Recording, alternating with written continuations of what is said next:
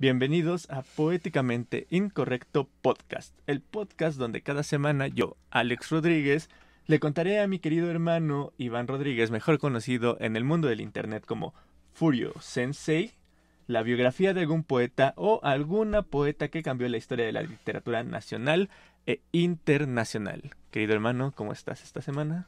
Bien, no me quejo. Perfectísimo. ¿Qué te pareció nuestra biografía de la semana pasada de Octavio Paz? Pues bastante informativa, diría yo. Tengo grandes expectativas de esta. Maravilloso, sí, yo también. Antes de comenzar, quiero dar un par de anuncios parroquiales. El primero es que quiero corregir un chiste que hice la semana pasada que no me salió y que quiero que sí me salga. El chiste era que hay más personas haciendo podcast que gente escuchando los podcasts. Y que Poéticamente Incorrecto se acaba de subir otra vez al tren del mame, porque esto antes era un podcast, empezó como podcast y ahora volvemos a este formato. Ese es el primer anuncio parroquial que quiero hacer. El segundo anuncio parroquial que quiero hacer es que si no han escuchado el podcast de la semana pasada hablamos de Octavio Paz y hablamos de cómo se peleó con Pablo Neruda. Se me olvidó mencionar, y no sé por qué, porque sí lo tenía en la mente, que no solo se peleó con Pablo Neruda. Tuvo ahí su encontronazo intelectual con Mario Vargas Llosa, otro premio Nobel. Y esa misma semana que grabamos, justo leí en el periódico, y eso sí no lo había visto en ninguna otra biografía, que también se peleó con Carlos Monsiváis, que es otro escritor mexicano muy famoso. Y aquí en otro... y a Carlos Fuentes también mencionaban. Entonces, si ustedes quieren que hablemos de los pleitos que han tenido diferentes escritores a lo largo de la historia, entren a nuestro canal de YouTube, que es Poéticamente Incorrecto, y revienten el botón de likes del podcast de Octavio Paz. Si llegamos a la módica cantidad de 1000 likes en ese, son poquitos. No pides nada, amigo. Si llegamos, pues les estoy dando todo el tiempo del mundo, así me dejan investigar los madrazos literarios que han existido a lo largo de la historia. Si llegamos a los 1000 likes, les cuento no solo los de Octavio Paz, sino los de muchos otros escritores. ¿Les late? Y el último anuncio parroquial que quiero hacer antes de entrar en materia es que desde el podcast anterior, si ustedes se meten a la descripción, no solo estoy dejando la bibliografía en la que me basé para hacer estos podcasts, sino que aparte de todo les estoy dejando mi recomendación personal de los libros que yo les recomiendo que lean de los autores que vamos a ver aquí. Es una lista que ustedes pueden entrar en Amazon. Ojo, no me está pagando nadie por esto. Son recomendaciones 100% personales. Van a encontrar libros muy caros, van a encontrar libros muy baratos. Pero bueno, si ustedes quieren conocer más de estos autores, les estoy dejando tanto biografías como obras importantes de ellos, ¿no? Entonces, les voy a dejar de Octavio Paz, les voy a dejar de Elena Garro. En caso de que no encuentre de algún autor, pues a lo mejor al menos les voy a dejar el link a alguna página donde puedan leer al menos 1 o 2 poemas de ellos o algún texto de ellos. Pero el punto es que no solo hablemos de sus vidas, sino que ustedes también los vayan conociendo, ¿no? Entonces, ahí está mi recomendación literaria en la caja de descripción en el canal de YouTube. Recordemos que esto se transmite tanto en Spotify como en iTunes como en YouTube, o al menos esa es la idea. Saquen los PDFs. Sí, también pueden hacer eso. Pero hay libros que no se encuentran en PDF. Entonces, bueno, ahí está mi recomendación, ¿no? Entonces, ahora sí, vamos a entrar en materia. Querido hermano, dime, ¿sabes algo de la escritora Elena Garro? Pues lo que me dijiste la semana pasada, que era la esposa de Octavio Paz, y pues ya, ¿no? Ok, bueno, después de lo que platicamos la semana pasada, ¿cómo piensas que era Elena Garro? Pues por lo que me decías, se ve que de joven no era la más brillante para haberse escapado con Octavio Paz a los 20 años. Pero pues se ve que después ya despabiló la morra para dejarlo. Pues vamos a ver qué pasa, porque para empezar, ella no lo dejó a él. Ah, vaya. Vamos a empezar con Elena Garro. Hoy vamos a hablar de una escritora que resaltó en la narrativa y el teatro más que en la poesía, pero creo que era mi deber dedicarle este segundo capítulo a ella. Me refiero a la extraordinaria y algo extraña Elena Garro. A ver, hablar de Elena Garro no es tarea fácil, créanme cuando les digo que es algo complicado. Como ya les dije, no me gusta revisar las autobiografías porque son tramposas, pero es que Elena fue su principal biógrafa. Hablaba y hablaba de ella, y tuve que nutrir esta investigación con otros testimonios. Así que antes de que me vengan a decir cualquier cosa, les comento que además de su biografía principal, revisé información de Christopher Domínguez, que es el mismo que revisé la semana pasada, de Elena Poniatowska, y eso es importante, ahorita van a ver por qué, Gabriela Mora y otro grupo de autores que les dejaré en el video de YouTube. Su principal biógrafa, y aquí empezamos con la polémica de esta escritora, ya la mencionamos la semana pasada, se llama Patricia Rosas.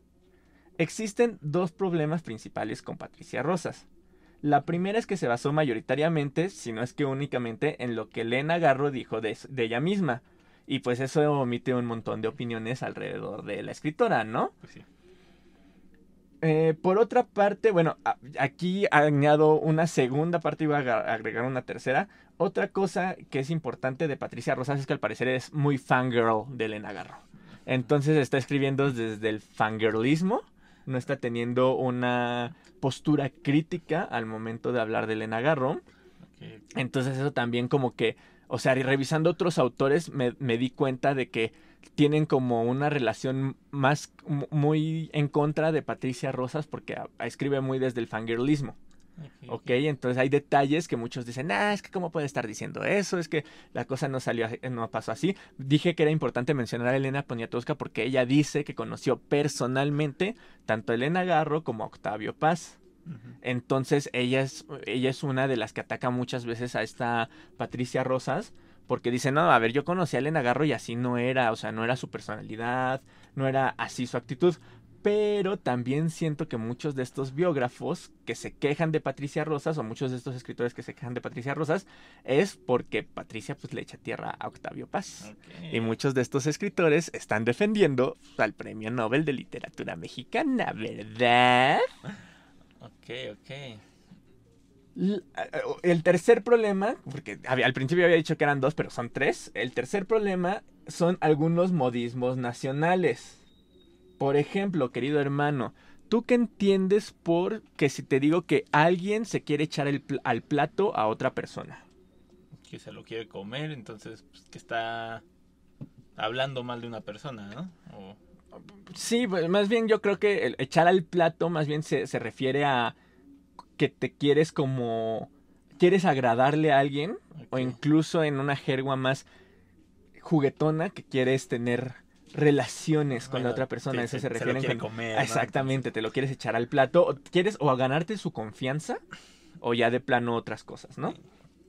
Bueno, pues Elena Garro dice en un testimonio que rescata a Patricia Rosas lo siguiente.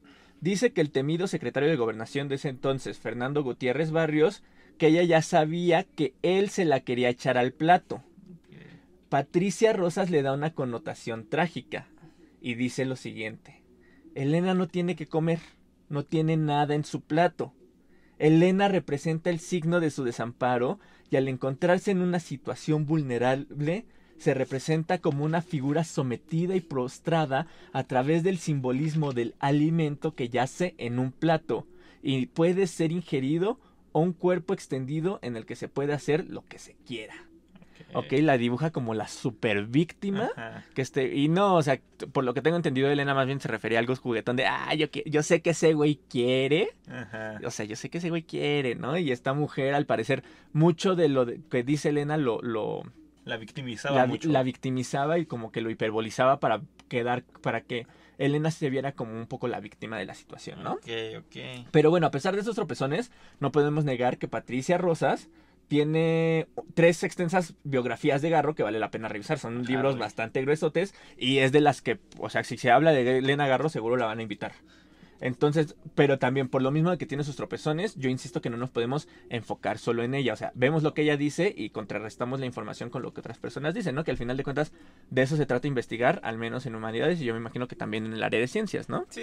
Y de todos modos me imagino que a fin de cuentas no se puede ser completamente objetivo al hacer una biografía. Siempre vas a tener cierta, pues...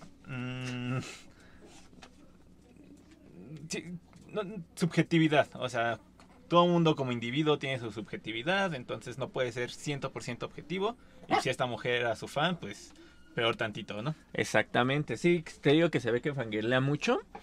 Y bueno, aparte de todo, les quiero recordar que mi hermano es estudiante de física. Él no no estudió letras y pues tiene muy poco contexto de literatura. Entonces eso es lo rico de tenerlo como invitado. Porque si a él logro que le agrade la literatura a partir de la voz de los autores, espero que a alguien allá afuera también le agrade la literatura a partir de la voz de estos escritores. Volvamos a Elena Garro. Ella nació en Puebla, México, el 11 de diciembre de 1916. Aunque por algún tiempo, ya cuando era mayor, indicó que nació en 1920. O sea, ella decía que había nacido en 1920 a pesar de que toda su documentación decía 1916. O sea, se quitaba 4 años. Un poco por vanidad, perdón. Pero también según lo que investigué, al parecer su repetida alteración de la fecha tal vez refleje un deseo de eliminar los primeros años convulsos de su infancia. Porque si te das cuenta por las fechas, pues también es el inicio de la Revolución Mexicana 1916.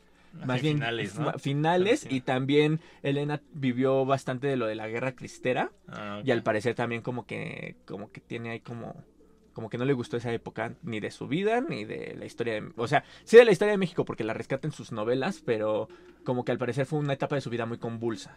Ok, pero también no es tan fácil desaparecer 4 años de tu historia, y menos los 4 años más jóvenes de tu historia, pues normalmente se quedan registros de escuelas, fotografías, cosas así. Yo creo que más bien aplicaba la de Soy joven y bella, Okay, y se quitaba 4 años, ¿no? Porque te digo que eso lo empezó a hacer ya cuando era un poquito mayor. Entonces aplicaba la de esta onda de que te quitas 4 años para ser más joven. Sí, pero... Más o menos, creo que iba por ahí, ¿no? Entonces, bueno, vamos a hacer una pequeña pausa porque creo que va a ser necesario cerrar la puerta.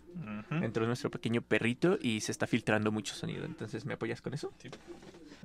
Bueno, luego de esa pequeña interrupción, espero que ya no se esté filtrando tanto sonido externo.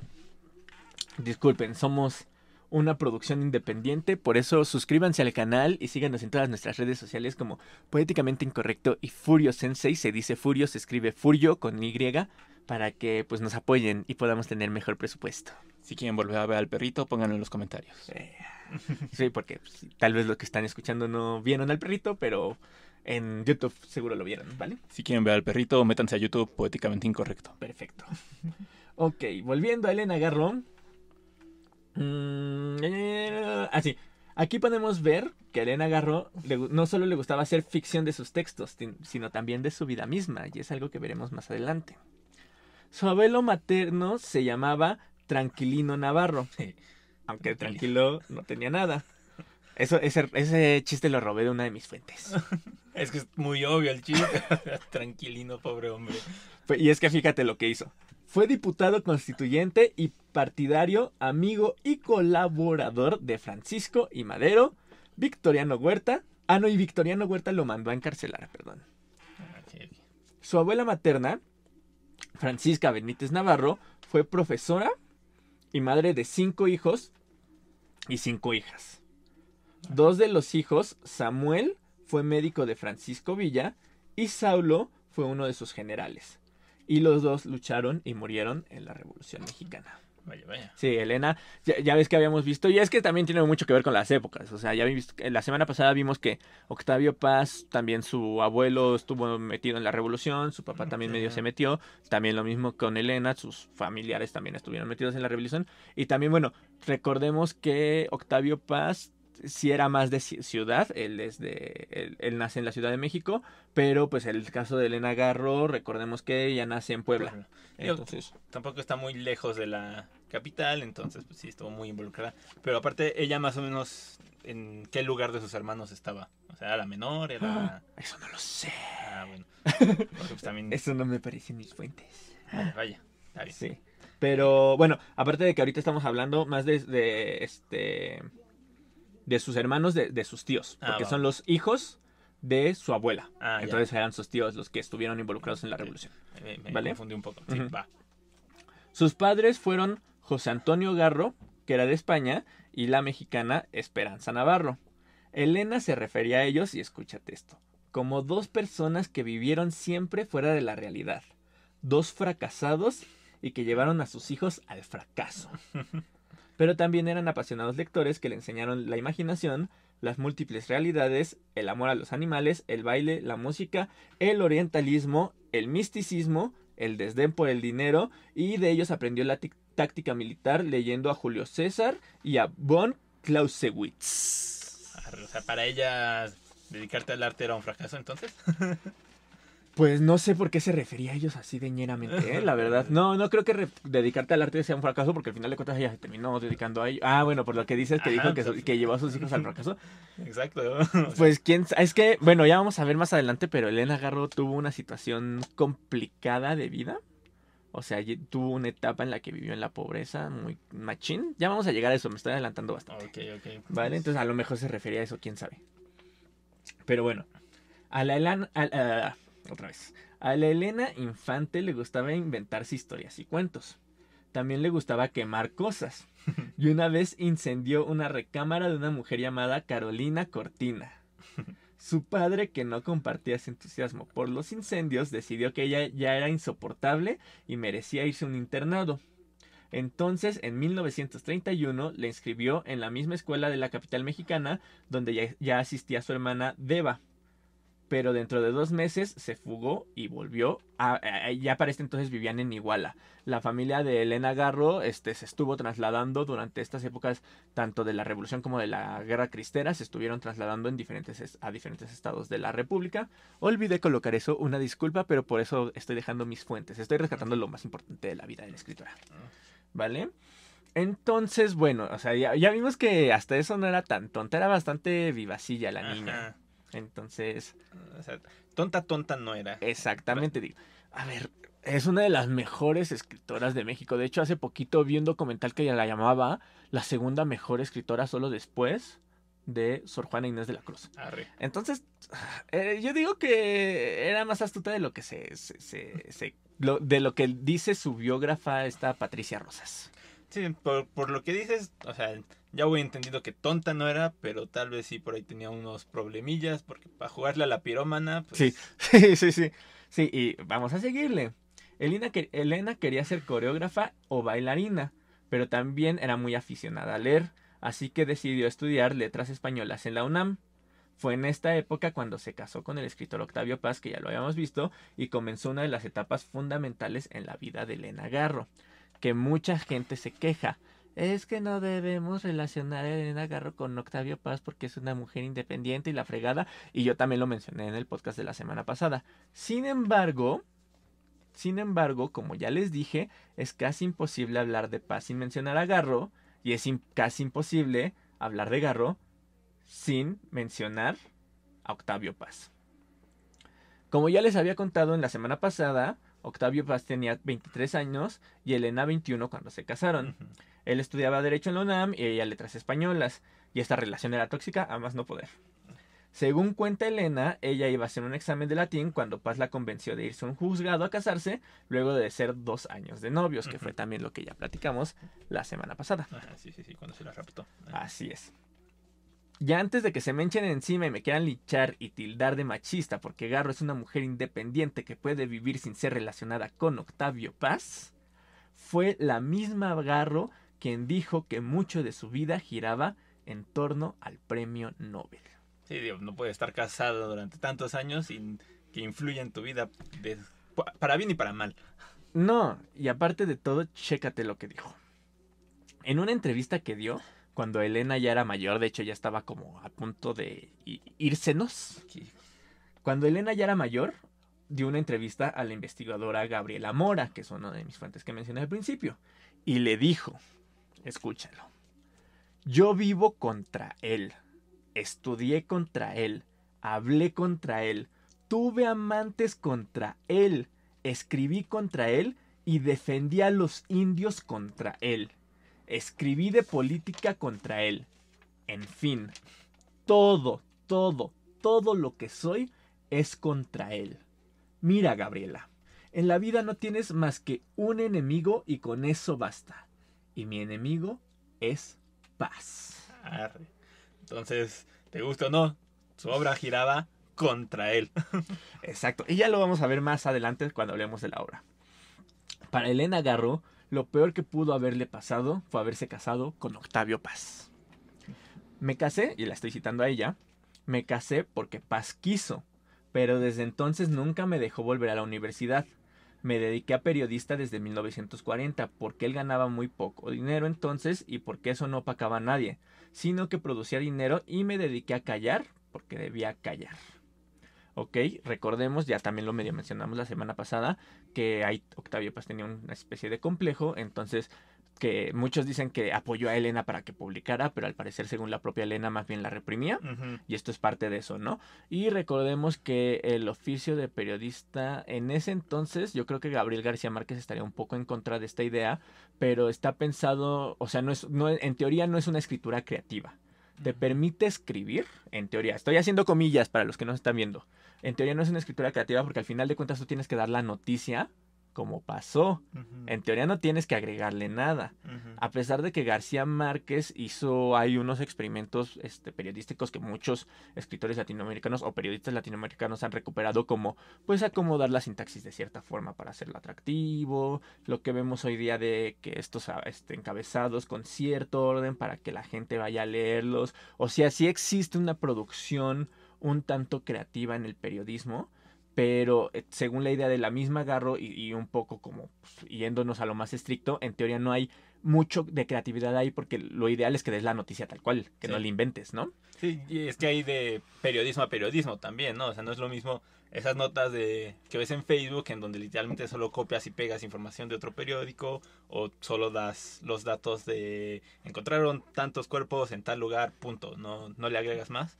A ya meterle más creatividad como, no sé, alguna nota política, que hay una investigación o todo, o los del gráfico que se avientan sus títulos acá bien creativos para llamar la atención Exacto, sí.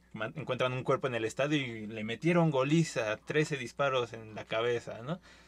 Ahí hay un poco de creatividad, aunque Exacto, sea, ¿no? y de hecho, qué curioso que menciones al gráfico porque tengo entendido que hay tesis de los estudiantes de letras que analizan los titulares del gráfico precisamente porque usa juerga Exacto. nacional, porque usa juerga popular. Y sí, digo, por ejemplo, pensemos que hay muchos periodistas que publican sus libros y pues no es nada fácil hacer un libro atractivo de periodismo, o sea, tienes que tener cierta retórica para hacerlo atractivo. Entonces, bueno, pero pues también no es lo mismo escribir una noticia, escribir un cuento, y es a lo que se refiere Elena Garro, ¿no? Sí, digo, y si no quería opacar a Paz, pues simplemente se dedicaba a cumplir con su jornada laboral y no le buscaba más. Exacto.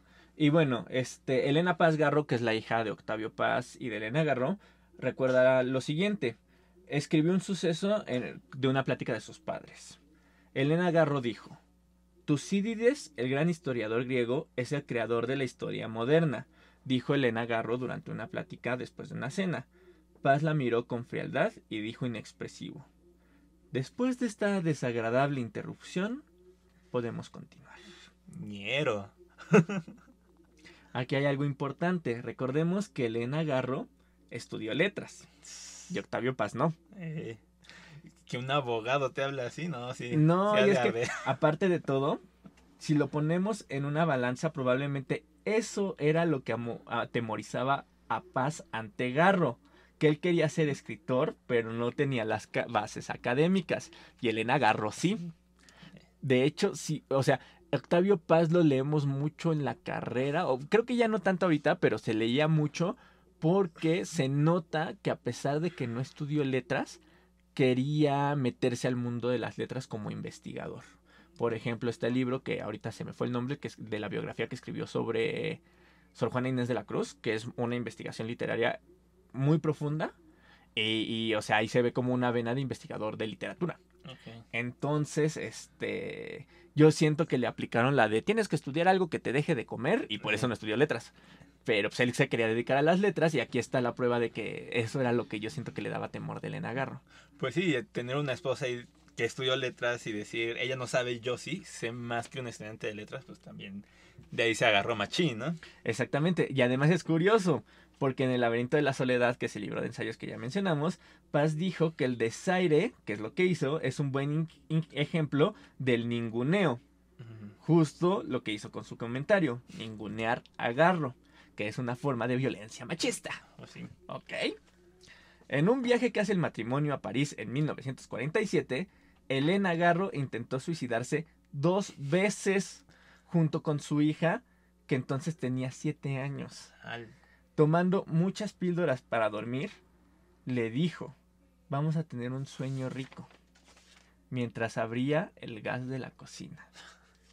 Se cree que la depresión de Garro se debía a muchos factores, pero dos de ellos bastante importantes era la intención la represión, perdón, que sentía ante Octavio Paz y que era conocida en el círculo intelectual como la esposa de Octavio Paz, que era lo que habíamos dicho. Exacto. No Que es hasta la fecha lo siguen utilizando.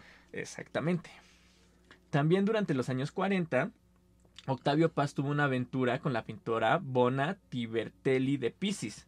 Y pues Elena Garro no se quedó atrás. Y le puso el cuerno a Paz con el escritor argentino Adolfo Bioy Casares.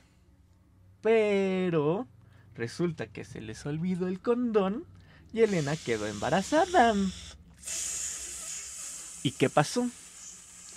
Pues según Elena Paz Garro, su próximo medio hermano era legalmente hijo de Octavio Paz. Porque Elena Garro seguía casada con Octavio Paz. Y pues Octavio Paz aplicó la de machirrín mexicano y la obligó a abortar. Hija. Ñero. Eso es lo que cuenta la hija. Ok. Ok.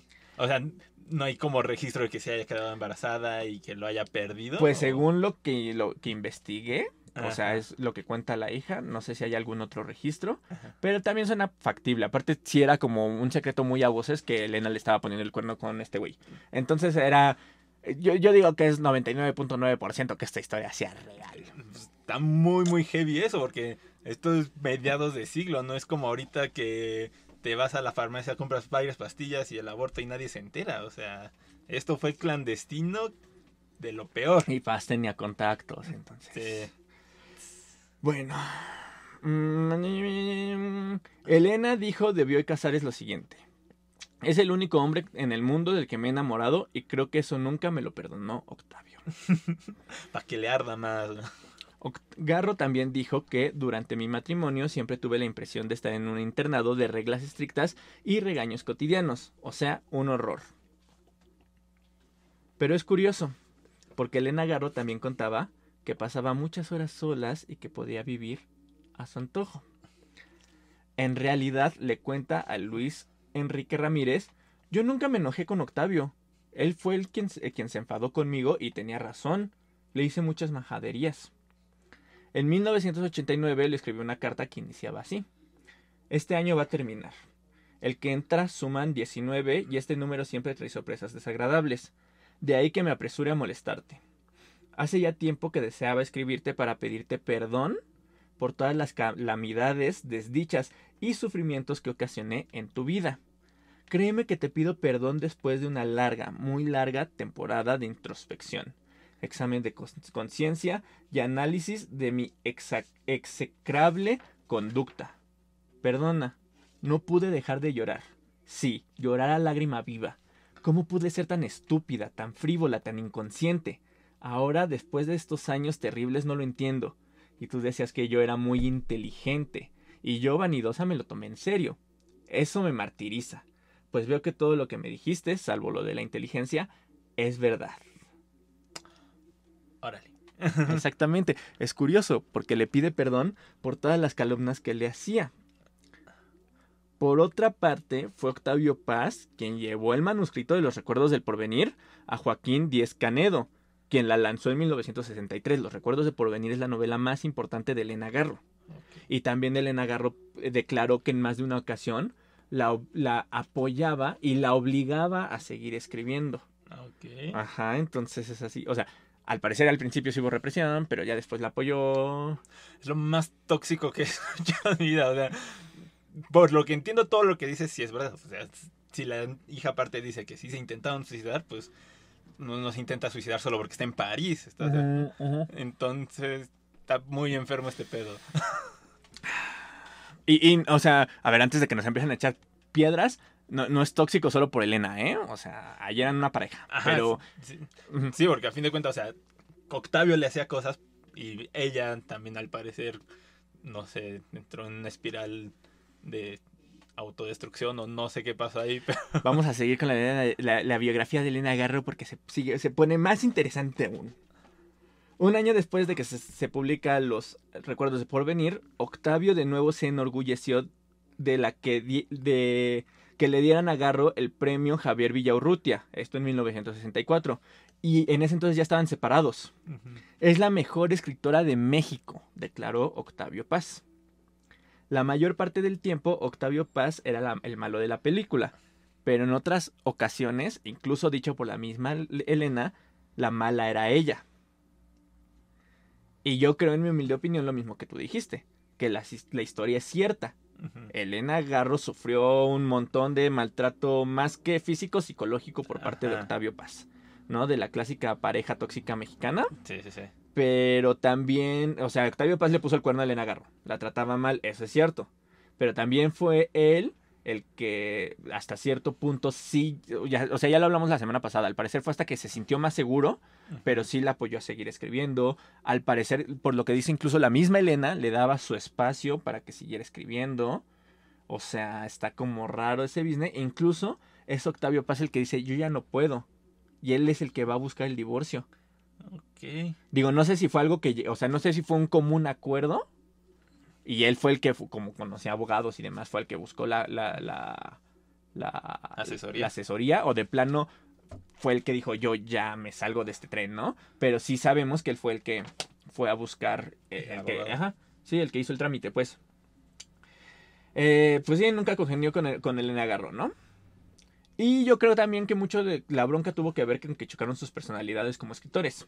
Como ya les dije, se sabe que en el viaje que realizan a España, muchos de los intelectuales veían a Garro como la esposa de Octavio Paz. Y obvio esto no le gustó. Ella quería sobresalir, crear su propio nombre, y creo que de haberse quedado con Paz no lo hubiera logrado. Por ejemplo, la última esposa de Paz, María José, que fue de quien hablamos la semana pasada, también era escritora, y la verdad es que yo nunca me enteré hasta que escribí la biografía de Octavio Paz. Okay. Entonces sí. Garro no quería eso para ella, no quería ser la sombra de Paz. Tal vez lo quiso y se quisieron, pero fueron mayores las aspiraciones de ambos. Entonces, no, también no fue todo culpa de Octavio, tal vez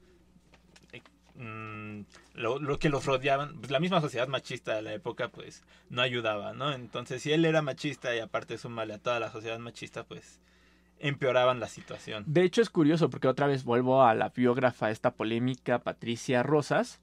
Ella en una entrevista declaró que son los amigos de Octavio Paz los que le dicen, oye, Elena escribe chido, güey. Ajá. ¿Por qué no le echas la mano? Y ya como que Octavio Paz dijo, no, sí, tienes razón, le voy a echar la mano, güey. O sea, ella teoriza eso. No sabemos bien.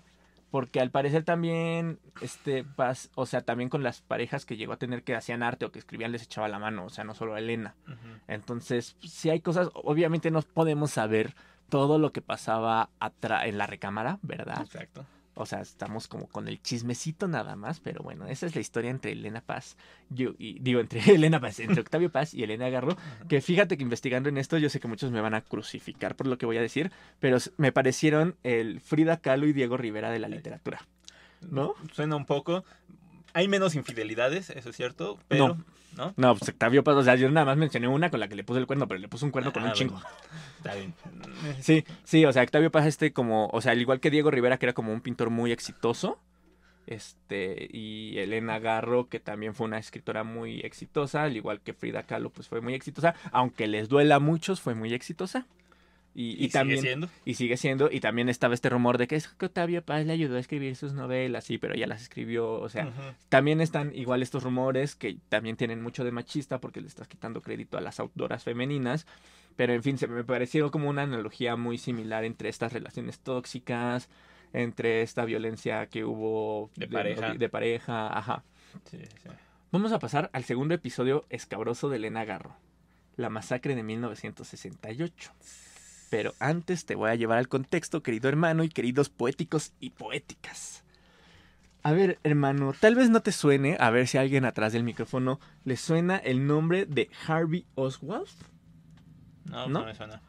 ¿Alguien ya ligó a Harvey Oswald con tal vez Kennedy?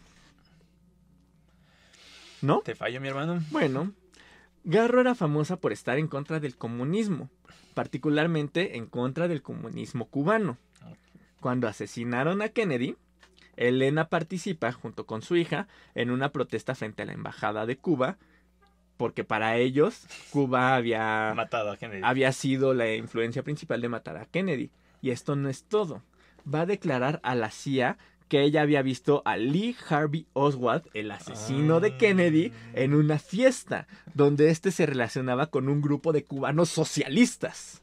Entonces esa era la prueba irrefutable de que el vato estaba planeando su huida. A partir de ahí, como que la izquierda nacional no la veía con muy buenos ojos. No. Claro que no. En 1965, Elena Garro se relacionó de cerca con Carlos Alberto Madrazo. En ese entonces, pusiste cara, ¿sabes quién es? No sé por qué estoy casi seguro que es como el abuelo, bisabuelo de el madrazo gobernante del Estado de México. Carlos Alberto Madrazo en ese entonces era el presidente del PRI. Sí. ¿Quién intentaba reestructurar el partido oficial? Ujú. Según Elena Poniatowska, Garro veía a Madrazo como un héroe. Él iba a llevar a cabo la reforma agraria. Decía Garro, él haría justicia. Él combatiría el racismo, él que ya despertaba pasiones, controversias, discusiones. Solo él, leía Balzac, que tenía cifras y datos en la punta de la lengua. El informado, el activista, el gran lector, el hombre pensante que decía la verdad, al igual que Churchill. Era Madrazo, un superhombre. Desbancaría a los protagonistas de la historia universal. Ya veremos en qué terminó esto. Pues seguramente no es nada muy relevante porque no me suena de otra cosa. O sí, pero nos lo ocultaron. Ok. ¿Ok? Vámonos a 1968. Durante ese tiempo, Garro fue muy crítica del sector intelectual. Incluso realizó la siguiente declaración. Yo creo que todos están más o menos ligados con el gobierno. O tienen una chamba en el gobierno. O la han tenido. ¿No les parece entonces una farsa sus gritos y sus grandes escritos? Escribe en Sucesos para Todos, que era creo que una revista, un periódico, se me olvidó anotar aquí qué era, pero bueno, escribió en ese espacio, ¿no? La revolución careció de un sistema filosófico. Los intelectuales mexicanos acostumbrados a pensar poco y a disfrutar de muy buenas prebendas, se abstuvieron de ejercer el pensamiento y antes y después del asesinato de Francisco I. Madero, prefirieron las carteras de ministro a la incertidumbre del desempleo. Los intelectuales han jugado todas las barajas, acusó en 1968, que hasta cierto punto, y no me importa lo que me digan, tenía razón. Pues sí. Tenía razón, porque recordemos que hay un cierto sector ahí de pintores, que no diré nombres, pero que fueron contratados por el gobierno para pintar en los muros la historia oficial que quería contar el gobierno de ese entonces, que era el gobierno priista. Recordemos con nuestro podcast de la semana pasada que Octavio Paz trabajaba para el gobierno. Y recordemos que de la fecha para entonces, espero que no me odien ni me cancelen de los círculos intelectuales, pero muchos intelectuales han recibido becas. ¿De dónde vienen esas becas? Del gobierno. Sí, o sea, desde ese entonces lo que está diciendo es que los intelectuales prefirieron la política que al arte, básicamente, ¿no? Y hasta la fecha, si quieres hacer arte en el país y no morirte de hambre, tienes que estar sí o sí relacionado con el gobierno. No morirte de hambre o que te maten por tu arte. Entonces, te guste o no, debes de tener una postura política aquí en el país. Sí. No sé cómo será en otros países, que me imagino que ha de ser similar. Pero aquí las becas artísticas, la mayoría son del gobierno o de empresarios ligados con el gobierno. Entonces. Y aparte de todo, o sea, nos sonarán duras las palabras de Elena Garro, pero en el famoso discurso de Mario Vargas Llosa, el de la dictadura perfecta, que fue el que hizo que Octavio Paz se levantara y le dijera, no es cierto, eres un mentiroso, eso no es cierto. Él incluye en su discurso de la dictadura perfecta esto que Garro dijo antes, que muchos intelectuales eran apoyados económicamente por el gobierno, entonces pues muchos no mordían la mano que les daba de comer. Exacto. Ya ahora se pone mejor la cosa.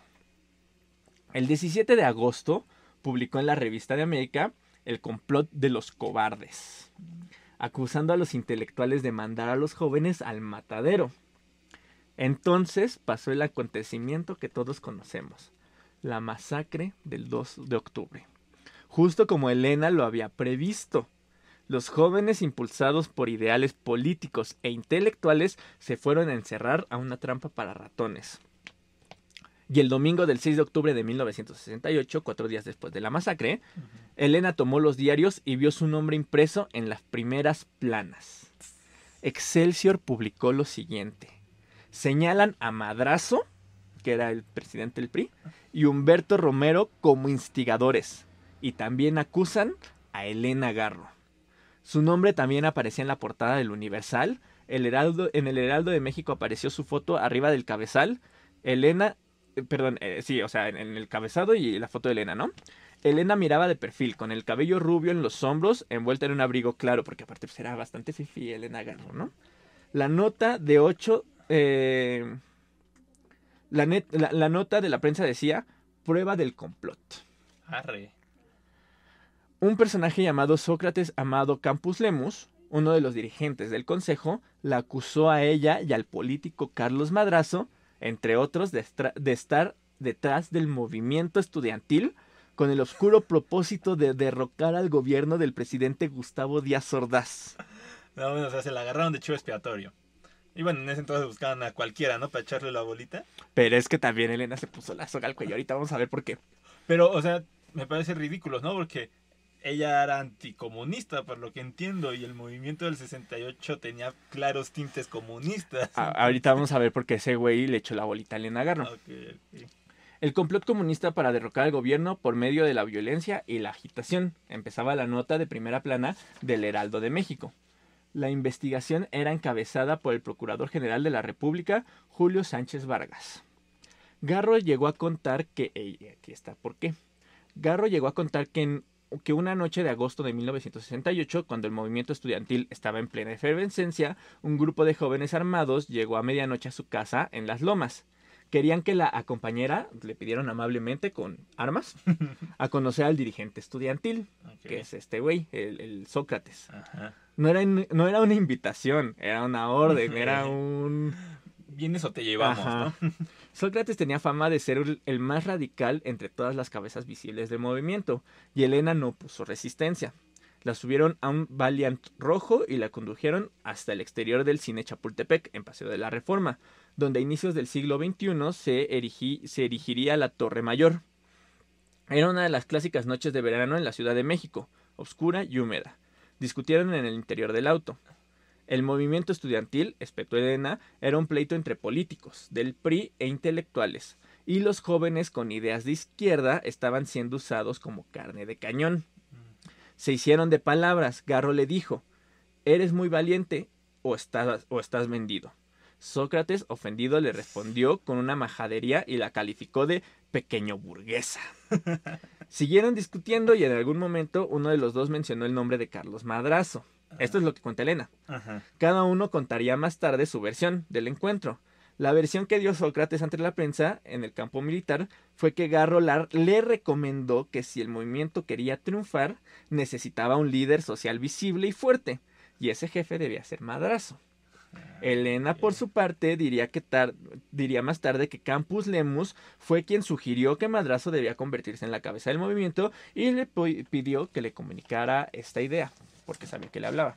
¿Con qué versión te quedas? Híjole.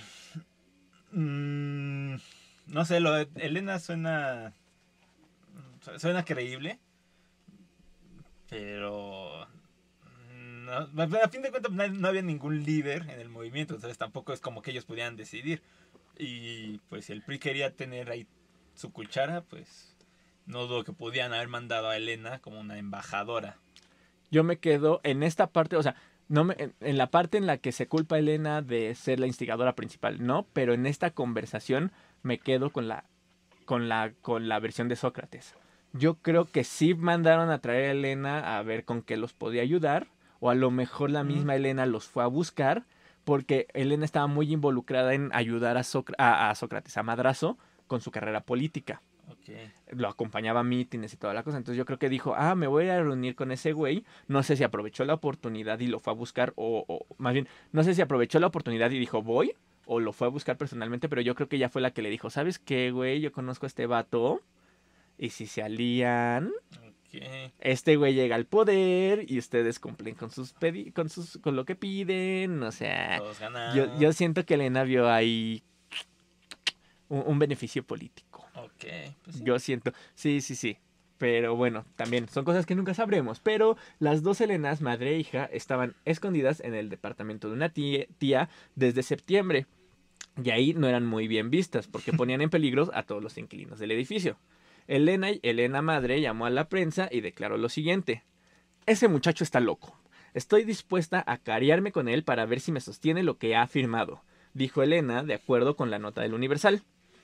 Las fotografías tomadas durante la entrevista captaron a Elena Garro sobre una silla colocada en una esquina del departamento de María, que María era su tía. Ujú. Los periodistas se sentaron alrededor de ella y no cedieron en sus preguntas hasta que les dijera quiénes eran responsables del movimiento.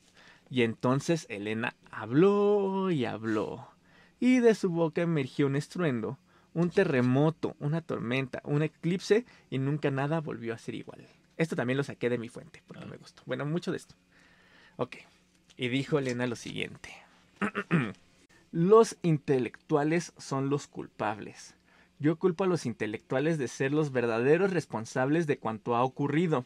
Estos intelectuales de extrema izquierda que lanzaron a los estudiantes a una loca aventura, que ha costado vidas y provocado dolor en muchos hogares mexicanos. Ahora como cobardes, pues son unos cobardes, se esconden. Todos los intelectuales desfilaban con carteles diciendo: abajo el gobierno. Yo nunca. ¿Cómo pueden decir que yo soy la culpable? Que hablen ellos, los que lanzaron a los estudiantes a la calle. Ahora se murieron los muchachos y ellos están escondidos debajo de la cama. Allí están todos los que firmaban los manifiestos de los periódicos, respondió Elena. Ok, digo, claro, los que mandó al ejército y dispararon, pues no tienen nada de culpa, ¿verdad? Fue culpa de los intelectuales para ella, ¿no? Ajá. Pero bueno. Bueno. Juan Nieto Martínez, reportero de la prensa, le dijo: ¡qué valiente es usted! Pero Elena no entendía nada. Más tarde escribió que sentía que un rayo le había fulminado. Garro contó a los periodistas que esa mañana llamó a Gobernación y a la DFS para que fueran a detenerla, pues a su juicio estaría más segura en una celda. Los periodistas no creyeron que hubiera llamado, les parecía ilógico que pidiera su detención, y como si lo hubieran desafiado, marcó para pedir otra vez que fueran a detenerla. Primero intentó buscar a Luis Echeverría, secretario de Gobernación de ese entonces, y le dijeron que no estaba, así que marcó a la DFS. El Universal reprodujo sus palabras al teléfono: habla Elena Garro, insisto en que vengan a prenderme, que me fusilen si soy culpable. ¿No eres el jefe? Pues que lo llamen, aquí estoy esperando. Tengo menos miedo del gobierno que de los terroristas. O sea, ella ya se quería echar a todos encima. Se echó a los intelectuales de izquierda, apoyaba a Madras, entonces echó a los intelectuales de derecha. Su esposo también. No, bueno, o sea. Y tampoco ayudaba mucho. Sí, No se ayudaba mucho, la verdad. No, esta mujer. Era muy impulsiva. Sí, perdió la idea del suicidio para que la mataran, básicamente. Los fotógrafos la capturaron con auricular en la mano y con gestos dramáticos. Su rostro quedó retratado en una mueca de espanto y así salió en las páginas de los diarios del día siguiente. Al poco rato los periodistas corrieron a la redacción para escribir sus notas. La declaración de Elena Garro había sido sensacional. Por no decir sensacionalista. Y mira lo que viene después. La noche cayó el domingo del 6 de octubre y adentro del departamento quedaron solas Elena Garro y Elena Paz Garro, María Collado y Teresa, su ayudante. María suplicó otra vez a madre e hija que se fueran de su casa, pero ellas la ignoraron, no tenían a dónde ir. Era casi medianoche y creían que en cualquier momento entrarían a asesinarlas. De pronto tocaron la puerta del departamento. Abrieron y un hombre alto, recio, de piel morena y vestido de uniforme se presentó. Era el capitán Salazar, un militar.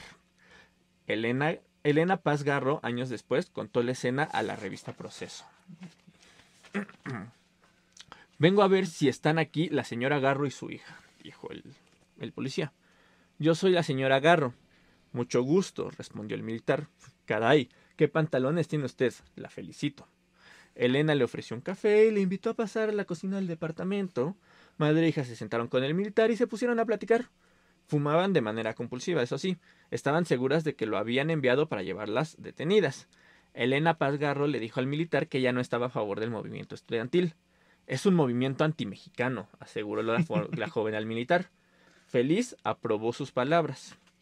Elena Garro estaba desesperada y le exigió que la llevara detenida. Pero Elena y su hija instruyó al militar, debían permanecer en el departamento. Garro insistió tanto que se la llevaran detenida que el militar hizo una llamada, pero le ordenaron lo mismo, que se quedaran en el departamento y que no debían de moverse de la casa de María Collado, que era la tía.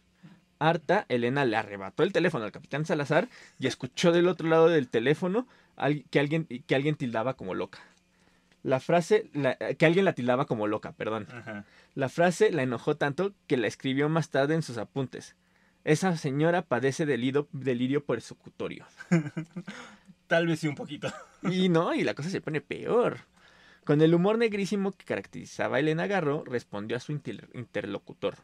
Usted debería estar en Viena, en el Instituto Psiquiátrico, pues nunca me ha visto y hace ese diagnóstico tan acertado. Pues bueno, ya para que pienses que todo el mundo te va a matar.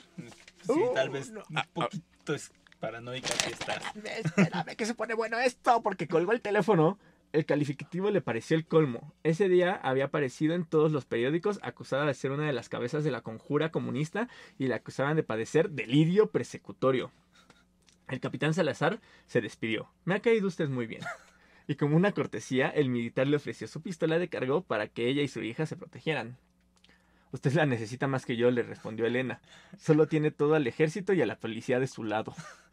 Qué agradable sujeto. Ya antes de salir del departamento, el capitán Salazar se detuvo un instante y le dijo: Señora, huya. Usted está perdida. Dale. ¿Tú? ¿Qué ibas a decir? Que igual en una de esas le dejó la pistola no para que se protegiera, sino para... Exactamente. Un balazo. Todo esto pasó nada más el domingo del 6 de octubre. Sí. Y en la mañana del 7 de octubre, en los periódicos se dijo que Elena Garro entregó una lista de 500 intelectuales relacionados con el movimiento. La primera plana del Universal era un escándalo atroz. Culpa Elena Garro a 500 intelectuales. El artículo firmado por el periodista Óscar del Rivero enlistaba a un grupo de intelectuales y artistas como si Elena los hubiera nombrado de manera explícita. Los filósofos y profesores de la UNAM, Luis Villoro, Ricardo Guerra y Leopoldo Sea, que son nombres bastante conocidos, el político Jesús Silva Herzog, los escritores, o sea, nada más escuchen los nombres que citó el Universal, que según ellos había dicho Elena Garro: Rosario Castellanos y Carlos Monsiváis. Okay. Y los pintores José Luis Cuevas y Leonora Carrington. Leonora Carrington era una inmigrante, si no mal recuerdo, inglesa. O sea, ella, por lo que al parecer se dice, no estaba... o sea, sí estaba involucrada en la política, porque tú ya lo dijiste, todos los intelectuales mexicanos están involucrados de una forma u otra en la política, pero no de esa forma, o sea... Sí. Leonora Carrington, o sea, es lo que todo el mundo dice, todo el mundo que ha investigado dice, güey, ¿qué hace Leonora Carrington ahí? O sea, ella ni molestaba ni la molestaba, ¿no? Ella, paz y amor. Exactamente. Aparte, no sé qué es lo que más me sorprende, que hayan dicho que Elena Garro de una lista de 500 intelectuales o que haya 500 intelectuales en México. Es bastante impresionante. Y que digan que son de izquierda, porque en la actualidad dudo que encuentren tantos. No, pues sí, pues es que muchos eran profesores de la UNAM, bueno, en Del fin. Poli. Exacto. Esos eran los supuestos responsables de haber arengado a los jóvenes a salir a las calles a manifestarse contra el gobierno mexicano. Un par de agentes de la DFS llegaron a buscar a Elena Garro. Se apellidaban Soberón y Mayorga, perdón. Según anotó Elena, y estaban ahí para llevarla detenida.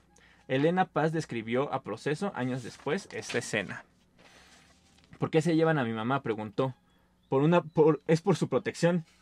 Porque los comunistas la quieren matar. ¿No ha visto el Universal? Lo viene diciendo desde hace como 2 días sin parar, mija. Elena no puso resistencia y fue llevada a las oficinas de la DFS, ubicada en una de las esquinas de la explanada del Monumento a la Revolución. Tiempo después, lo que están escuchando, no sé si a cuela, es la bocina del PAN. Tiempo después, no del PAN partido, del PAN que están veniendo a vendernos. Tiempo después, su hija buscó a Luis Echeverría, quien en ese entonces era secretario de Gobernación, para que la reuniera con su madre. Era mejor estar detenidas juntas que ella sola. Elena Paz Garro nunca dio detalles del encuentro, pero al parecer fue fácil para ella acceder al secretario de Gobernación y preguntarle dónde estaba su mamá. Está protegida por nuestra policía secreta, dijo Echeverría, según Elena Paz Garro, y ordenó que la llevaran con su madre. Madre e hija intentaron ir a su departamento para recoger a sus animales, pero al llegar ahí recibieron una llamada de amenaza.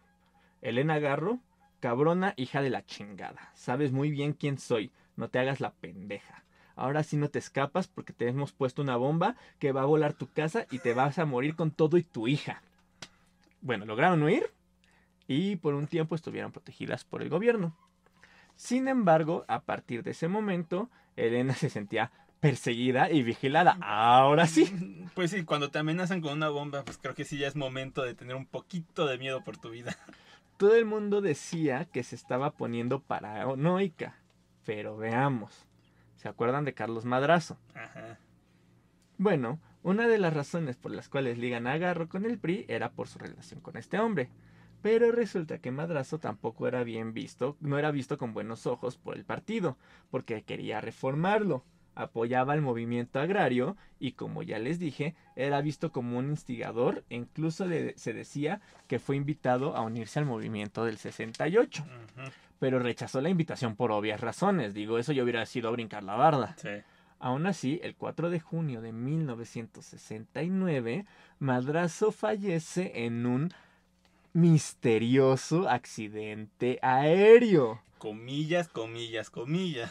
Lo cual vuelve más paranoica a Elena Garro. Hasta el punto del que dice, ¿sabes qué? Yo ya no tengo apoyo aquí, tomo mis chivas y me voy. Sí, mija, o sea, le echas tierra a los comunistas, no te alías con nosotros. Que bueno, para poderle hablar a Echeverría así como si fueran cuates, alguien debía de conocer a la mujer. Sí, pues al final vuelvo a lo mismo, le hablaba a los intelectuales, todavía seguía en contacto con Octavio Paz, que Octavio Paz, recuerden que era embajador de la India por parte del gobierno de México, que según ya había renunciado, pero los invito a ver el capítulo anterior para que vean que no es tan cierto eso. Entonces, pues sí, también ella le hablaba a los políticos mexicanos. Sí, y también Paz, no entiendo por qué no se movió más para proteger a su hija, pero porque bien chingones se llevan a Elena a protegerla y la hija así de, sí, claro, cuando quieran ahí pasen por mí, ¿no? Igual Yo ya aquí estoy me quedo. muerta, igual y pasan los comunistas antes, pues, quien quiera, dense. Pero todavía Elena Garro resiste un par de años porque se autoexilia de México hasta 1972. Uh-huh. Ahora, un tema que quiero poner sobre la mesa. Todo el mundo aplaude que Octavio Paz renunciara a la embajada de la India, según. Pero ¿qué pasó con los verdaderos opositores del gobierno? Fueron asesinados como los estudiantes. Fueron encarcelados como José Revueltas. ¿Y no será que Elena Garro dijo algo sin querer, alguna verdad incómoda para alguna fuerza del poder por ahí? Los intelectuales le dieron la espalda por chivata, porque creían que era una chivata. Y los partidos del gobierno la veían como una aliada del movimiento estudiantil. Uh-huh. La pregunta es, ¿Elena tenía delirios de persecución o de verdad la estaban persiguiendo? Pues más que perseguir, pues no tenía apoyo. No estaba en ningún bando y en ese entonces no estar en un bando es muy peligroso. Uh-huh. A partir de ese momento, Elena se la pasa escapando junto con su hija. Se dice que vivió años en la paranoia, y aunque era una escritora reconocida y siguió trabajando, bueno, al parecer vivió mucho tiempo en la pobreza.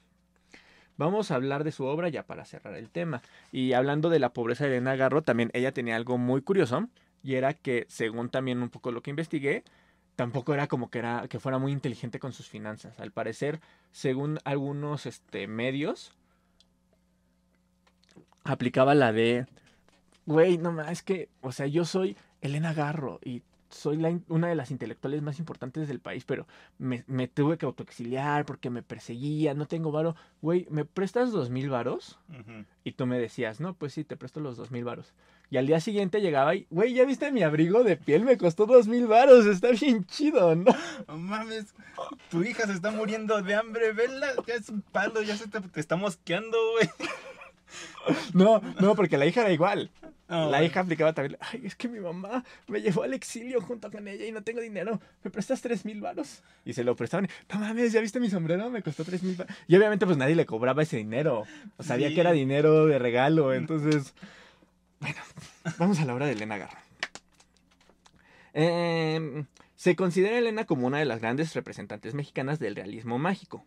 Otros críticos la mencionan como la precursora, es decir, que todavía no terminaba de ser realismo mágico, pero tenía muchos tintes, al igual que Juan Rulfo. Ojo, Juan Rulfo no influye en Elena Garro, porque muchos piensan eso. Juan Rulfo es contemporáneo de Elena Garro, los dos son precursores del realismo mágico. ¿Ok? Y lo cual hay que aplaudirle bastante a Elena porque pues, es uno de los movimientos más importantes para Latinoamérica y pues aquí también, o sea, dicen que el precursor, bueno, que como creador, por así decirlo, es Gabriel García Márquez, pero pues aquí ya habían tintes, entonces es importante, muy importante mencionarlo. Entonces, bueno, esto lo vemos en su ya mencionada obra Los Recuerdos del Porvenir y con su libro de cuentos La Semana de Colores. Sus personajes oscilan entre la realidad y la ilusión, y este vaivén alucinado se refleja en la centellante espejo de ilusiones por la que pasan los personajes. A base frecuentemente de elementos folclóricos, construye un mundo en el cual desaparecen las fronteras entre la realidad y la ficción, como se percibe diariamente la realidad, ¿no? Nos da así otro mundo, quizá ilusorio, pero acaso también más real en lo que toca a la verdad anímica del hombre. Escribió dentro de sus relatos temas que trastocaban a la sociedad mexicana de la época, como la marginación de la mujer, la libertad femenina y la libertad política, ¿no? Que ya también vimos que tiene mucho que ver con su vida. Según César Aira, en obras como Testimonio sobre Mariana, publicada en 1982, se puede ver un tema constante en la escritura de Garro, el poder tanático del orden masculino que persigue a una madre y a su hija. El tema de la persecución también lo podemos ver en Andamos huyendo Lola de 1980, que se lo escribe a la hija. Aunque es conocida por el teatro y la narrativa, Garro también escribió poesía y muy hermosa. La temática también era sobre la liberación femenina y lo vemos en el siguiente texto titulado O. Todo el año es invierno junto a ti, rey Midas de la nieve. Huyó la golondrina escondida en el pelo. La lengua no produjo más ríos atravesando catedrales ni eucaliptos en las torres. Huyó por la rendija azul en cuyo centro se mecía la paloma. El cielo blanco bajó para ahogar a los árboles. El lecho en el glaciar que devora los sueños. Surgió el puñal de hielo para cercenar minuciosamente la pequeña belleza que defiendo. El sol me aleja cada día más de mi órbita. Solo hay invierno junto a ti, amigo. ¿Ok? Es como, pues parece como que le está reclamando a alguien que es frío como el hielo, ¿no? Entonces, bueno, eso es un poco de su obra. Y ya para terminar, diremos que las dos Elenas regresaron a México en 1993. A Elena Garro le fue otorgada la beca de creadores eméritos y a su hija, que también era poeta, le dieron otra beca. A lo largo de los años, Octavio Paz nunca dejó de enviarle su pensión, a pesar de todo. Elena Garro pasó sus últimos años en una casa en Cuernavaca y el 23 de agosto de 1998 falleció rodeada de gatos y en esa incertidumbre de una realidad que ni siquiera sus novelas pudieron superar. Vaya.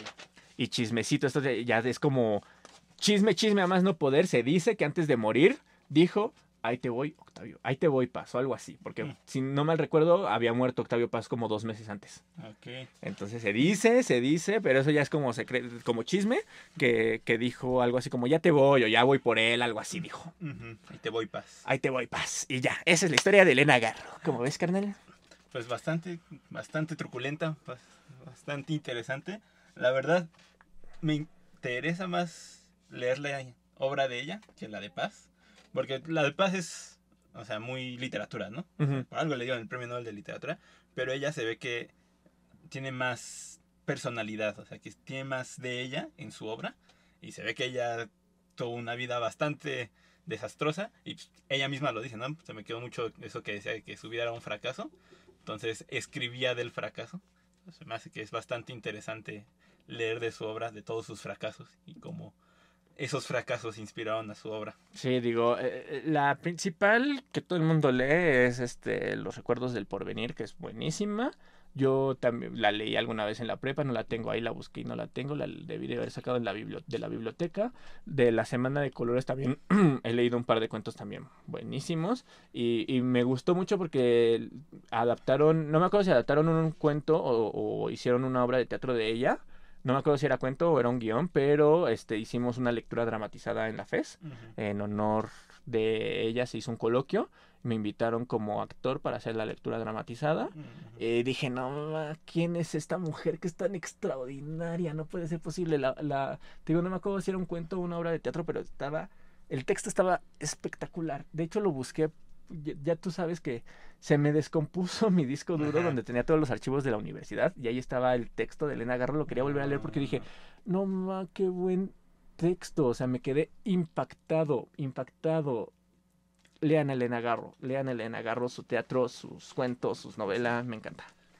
Sí, pero a ver, me sorprende bastante que siendo una figura tan feminista, no se hable más de ella, sobre todo cuando se habla del 68, que, o sea, en la época no podemos hablar de muchas autoras, la que siempre sacan es Poniatowska, de la que todos hablan, pero pues, supongo que por ahí podrían meter a Garro. Garro, y de hecho ella misma lo dice, cuando llega a México le dicen, ¿cómo te recibieron los intelectuales? Y dice, a mí los intelectuales me tratan muy mal, quien me recibió muy chido son los estudiantes. Ujú. Ese coloquio que te platico lo organizaron compañeras con la ayuda de una maestra. Sí es muy aceptada entre los círculos, en especial en los círculos feministas del país. Pero pues sí, su gran cruz fue lo que pasó en el 68, porque al final de cuentas, como ella misma lo dice, la trataban mal los intelectuales precisamente pues porque se echó a los intelectuales Sí. encima, porque pues una cosa, o sea, sí, te creo que ya no dijo los 500 nombres, pero güey, les dijiste cobarde. Sí. Y ya vamos a ver, porque spoiler alert, la semana que viene vamos a hablar de otro escritor que estuvo relacionado con el 68 y es Efraín Huerta. Y vamos a ver que no fue que se hayan ido a esconder abajo de la cama tampoco, o sea, sí, pero no. Ajá, Vamos a digo, platicarlo la siguiente semana. a ver, ella no tenía una postura política y creía que le iban a matar. Imagínate, los que sí estaban en el movimiento, a ellos sí los querían matar. Entonces, Exactamente. Pero bueno, ya hablaremos más a detalle de eso. ¿Algo más que quieras agregar, querido hermano, antes de cerrar? pues que también aquí vemos cómo la política, a fin de cuentas, sí influye mucho en tu obra, porque no importa que seas tan buena escritora como Elena Garro, si te echas a los intelectuales encima, pues te van a olvidar y van a hacer que te olviden. Y pues, va a depender de los estudiantes y podcasts y grupos intelectuales que te rescaten, pero pues, en esos procesos te puedes quedar en el olvido. Entonces, pues la política, a fin de cuentas, también se involucra en el arte. Así es, así es. Y con eso cerramos. Los invitamos a seguirnos en nuestras redes sociales como Poéticamente Incorrecto en YouTube y en Facebook, Poesía Incorrecta en Instagram y TikTok, y a mi querido hermano como Furio Sensei, se escribe Furio con Y, se pronuncia Furio Sensei. También en Instagram, Facebook, YouTube y TikTok también tienes, ¿verdad? Ah, TikTok también, sí. Ok, entonces síganos en nuestras redes sociales. Si nos están viendo en YouTube, las estoy dejando en la cajita de descripción. Si no nos están viendo en YouTube, y bueno, entonces abran su celular y búsquenos. Yo creo que lo más accesible es Instagram, Poesía Incorrecta en Instagram y Furio Sensei Ujú. en Instagram. De todos En modos. Instagram me encuentran como Iván-Furio. Ah, ok. Iván-Furio en Instagram. Ujú. Y de todos modos, pues voy a estar subiendo stories y esas cosas para etiquetarlo. Voy a intentar estar activo en todas mis redes sociales para convivir con ustedes. También, pues déjennos en los comentarios si quieren que hablemos de algún escritor en particular, se vale. Y pues muchas gracias por acompañarnos, poéticos y poéticas, a otro episodio más de Poéticamente Incorrecto. Adiós. Adiós. Y ya. I love you, baby. Ya ni me fijé cuánto nos aventamos, güey.